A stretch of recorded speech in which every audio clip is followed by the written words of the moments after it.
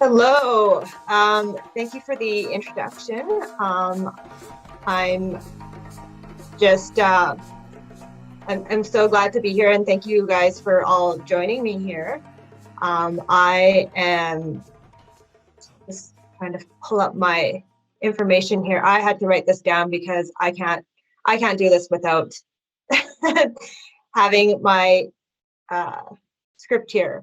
But thank you so much for the introduction, and so glad to be here with all you women. And Gail, that was such a powerful message. And I think I'm just going to be adding to that because I also grew up with both my parents, but at the same time, my father was also absent. So here's my story. So as Leah has mentioned, um, I am a realtor, but I also have a business in automations.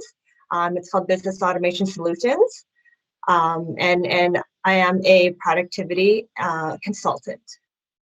And my name is Catherine Ta. I know a lot of people pronounce it Tay, so it's okay. I just wanted to put it out there. Don't worry, Leah. Um, so today, what I wanted to talk about was not letting circumstances and excuses stop you in your tracks. I know a lot of people, both men and women. Um, there's a lot of things that stop us, and I just wanted to talk about a few things. Circumstances which really are kind of excuses. So my story, I grew up in a low income family. We lived on a single income for most of my childhood life, my mom being the breadwinner. Neither of them spoke English well. So, the one thing that I did learn from my mom is that don't rely on other people, right? Earn your own way, and work hard, work smart, be efficient. And that's kind of the message that I grew up with. So that's probably where I have this, I got to do things better, faster mentality. So this is kind of where I started my business in hopefully helping other people to get ahead, get past their hurdles. So fast forward, years later, I was a server for many years, working in the restaurant industry. I think I was in the restaurant industry for about 15 years. And that's probably where I learned to be the most productive, right? Because the faster you worked, the smarter you worked, the more money you earned. The more sales, the higher your bills were, the more money you earned, right? So that's kind of where I got my thoughts from. And obviously, being productive in any business sense means making more money in the time that you have. Everyone's got the same amount of time, it's just how you utilize it.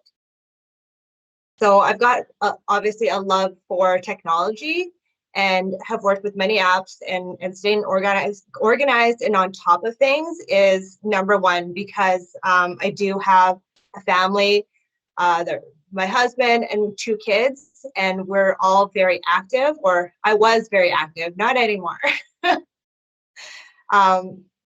But my specialty is in creating automated messenger sequences that turns leads into page subscribers. And this automation allows you to provide answers to commonly asked questions, or promotions, or just for information. In this world of technology and information that we live in right now, people want instant replies, instant answers. So if you're not able to deliver that in your business, people are just going to move on until they get their instant reply, instant gratification, right? So I'm passionate about helping people succeed, and it's why I started this business. So back to my topic of not letting circumstances stop you.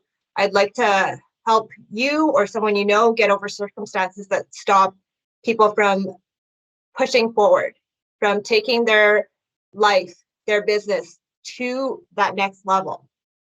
And what I've discovered are three of the most common circumstances or excuses that stop people is: one, I've got no money; two, I don't have time; three, don't know how.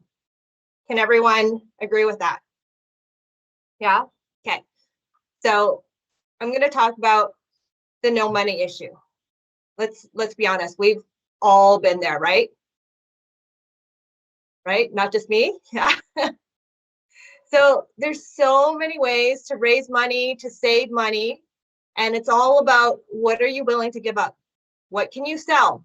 What can you do that you can offer as a service, or what can you make and sell? You know, I was in grade 7 when I got my first job. I had a paper route.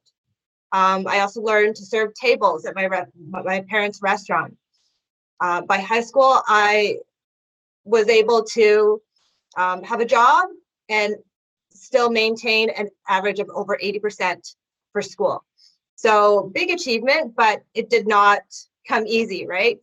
I would go to work after school and work till about 11. I took the bus, didn't get home until about midnight. And why did I do this? It's because I didn't want to miss out on things my family couldn't afford. So I don't know if you know what that feels like, but I do. So sorry, I'm very emotional. In grade 10, my cheer team went to compete in the States.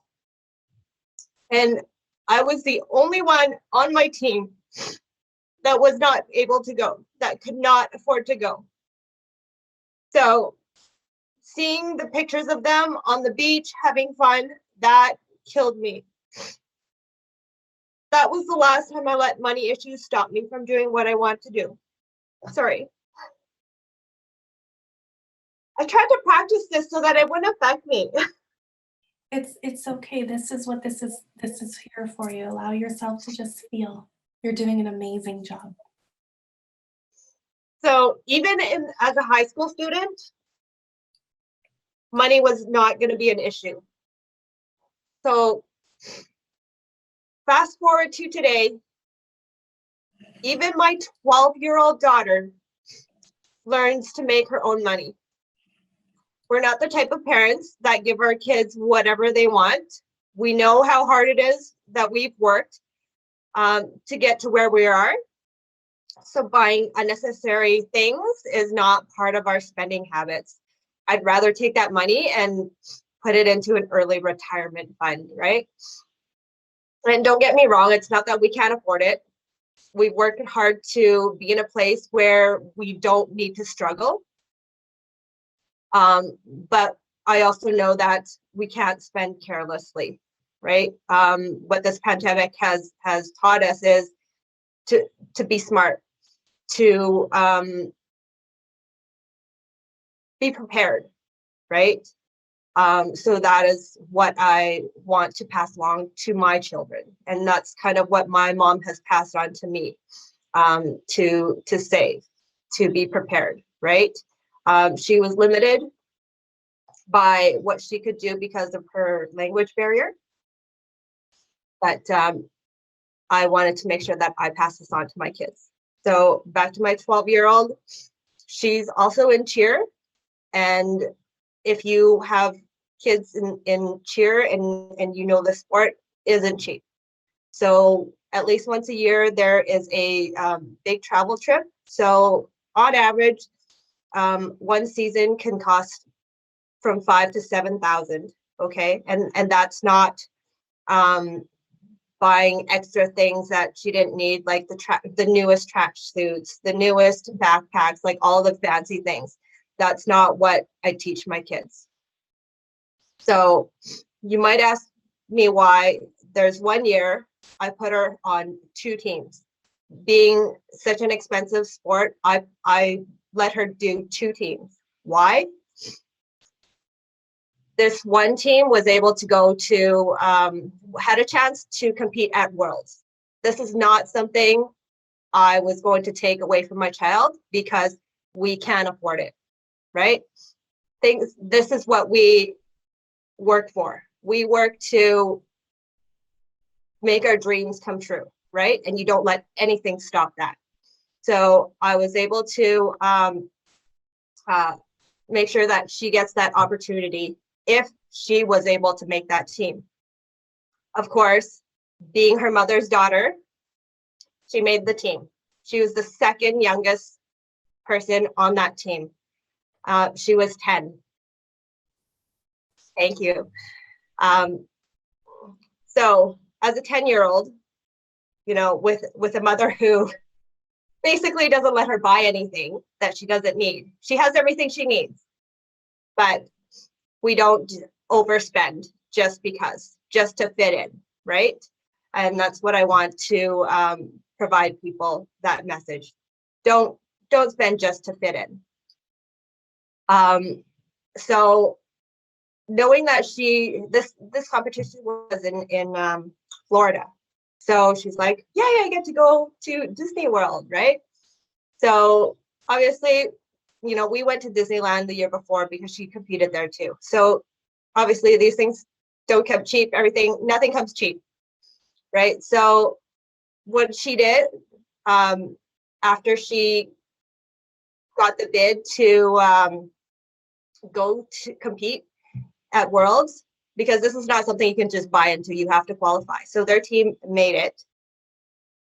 So she started her own business at 10 years old so that she could pay for all the things that she wanted. So she learned to sew and made a few $100 so that she can do all the things she wanted, buy all the things she wanted, eat all the things she wanted. And this was like a very proud mom moment, right?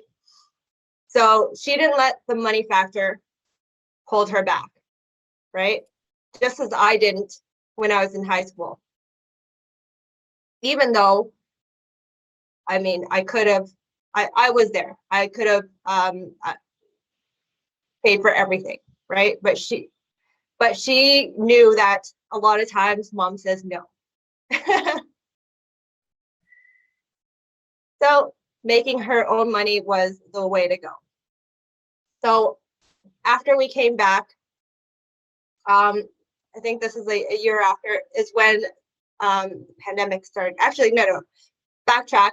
She came back from the trip and she continued her business. She sold scrunchies, is how she paid for this trip. And coming back, she's like, she sold more scrunchies at trade shows and at the competitions. And this ended up like it's real big passion of hers. And so she made enough money to pay for the whole season of cheer. Fast forward, pandemic. Okay, nobody's going anywhere. There's no more competitions. What's she gonna do? So instead of being every kid who sits there, does nothing, she started sewing masks. And she's one of the first in the city to start making masks, reusable masks, fabric masks. And the news caught on to that. And so she was on TV for being hardworking. Sometimes she would work till midnight. So my daughter was 10 years old, 11 when the pandemic hit. So when you say, I have no money, what's your excuse when a 10-year-old can make money, right? We don't have an excuse. It's all about, what are you willing to do? What are you willing to give up? Now, that second most common excuse was not enough time. I've been there. I like being busy. So there are a lot of times where I struggle to not have enough time. But what do I do? This is why I love technology, because it makes my life easier. I can stay on top of things. I'm a mom, I'm a wife, I'm a realtor, I'm a chauffeur, and I was an athlete, right? I worked to compete at Worlds. Um, and I was 38. Most of my teammates were 17, 18, and usually up to 25. And that was basically the cap. I was 38, but I didn't give up because it was my dream. Kept pushing, it was hard. It was very hard. But I worked harder than anyone on the team because I knew I had to in order to keep up, right? So the struggles of being a mom, a working mom alone is huge for most people. Yet I did a lot of things, businesses, being the go-to person for everything, maintaining the household. How did I do it? Delegation. When I was working at the restaurant and got promoted to manager, I went from being a server, perfecting being efficient, to a manager, now learning to delegate in order to make everyone else more efficient. So if you learn to delegate, you're going to find your time back, right? So I challenge you to look at your work week and look to see where you're spending your time and have an honest look. What are you doing? Are you sitting there just scrolling through your phone, aimlessly doing this? Track your time, whatever it is, and be honest with yourself because no one's judging, right? We all do it.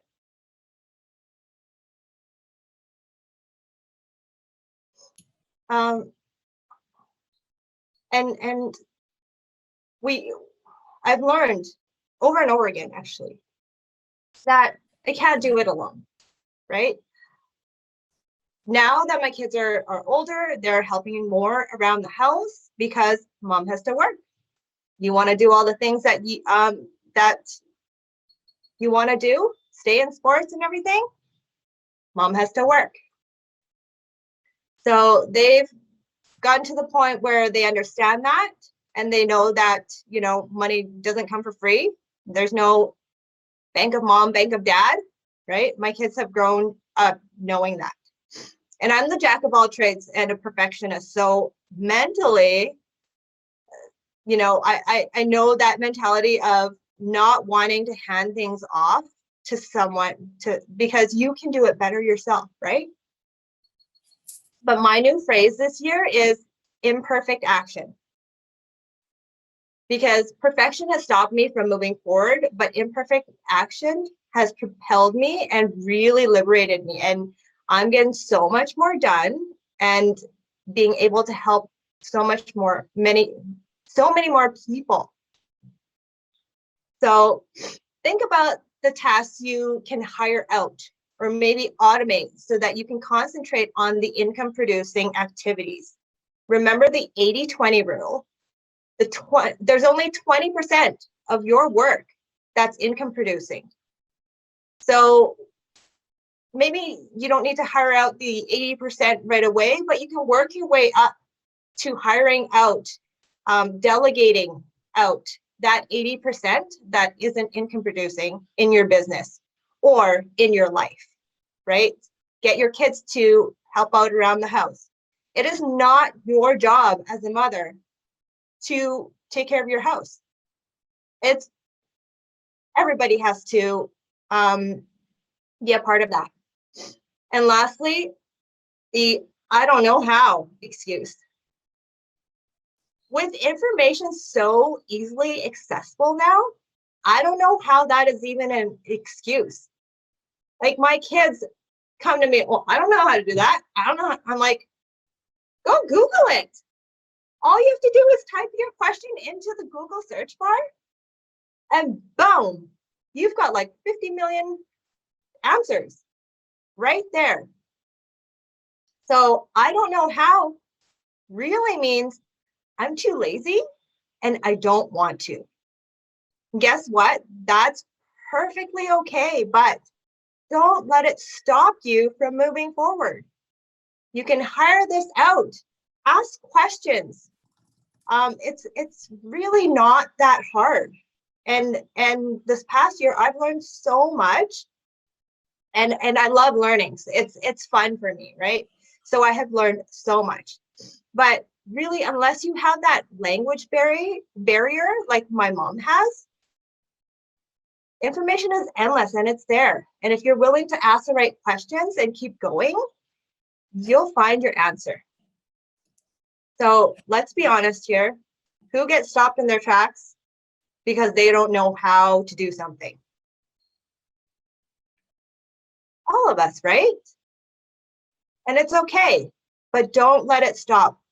Keep pushing forward, keep going, and don't get overwhelmed, because when we get overwhelmed, we get lost, everything comes to a halt. Okay? If you don't learn, hire it out. Keep growing. Once you stop learning, you stop growing, and your business starts to drop or it plateaus. In my mom's case, she works hard and incredibly efficient at her job. And she's been at the same job for about 40 years. Why? Her unwillingness to learn English has kept her there in the same position all this time. She'll always have a job because she's the best in her industry, because she's got 40 years behind her. But she will never advance. She will always be plateaued because she's not willing to grow to get there. Don't let your circumstances stop you. Don't let those excuses stop you. I'm always available to help if you get stuck. Thank you so much, everyone, for listening to my story.